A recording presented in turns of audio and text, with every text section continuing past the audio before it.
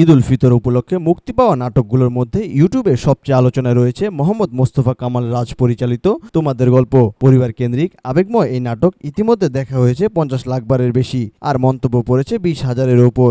নাটকটির অসাধারণ গল্প মন ছুঁয়েছে অনেক দর্শকের, আবার কেঁদেছেনও অনেকেই। নাটকটির নায়ক রাতুল চরিত্রে অভিনয় করেছেন ফারহান আহমেদ জোবান এবং তার বিপরীতে তুলি চরিত্রে অভিনয় করেছেন তানজিম সাইয়ারা তটিনী। 31 মার্চ বিকেলে সিনেমা হল ইউটিউব চ্যানেলে প্রকাশিত 1 ঘন্টা 30 মিনিটের দৈর্ঘ্যের নাটকটিতে শহুরে এক তরুণ রাতুলের ঈদের গ্রামে যাওয়া এবং চাচাতো বোন তুলির সঙ্গে সম্পর্কের দুষ্টু মিষ্টি গল্প তুলে ধরা হয়েছে।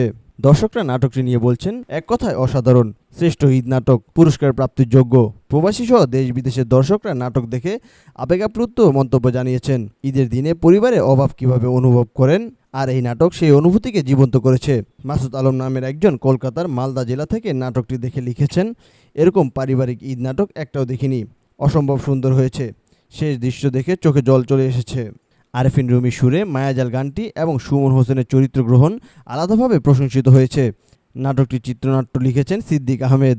তোমাদের গল্পতে আরও অভিনয় করেছেন দিলারা জামান, সাবেরি আলম, মিঠু, অপু, নাদের চৌধুরী প্রমুখ।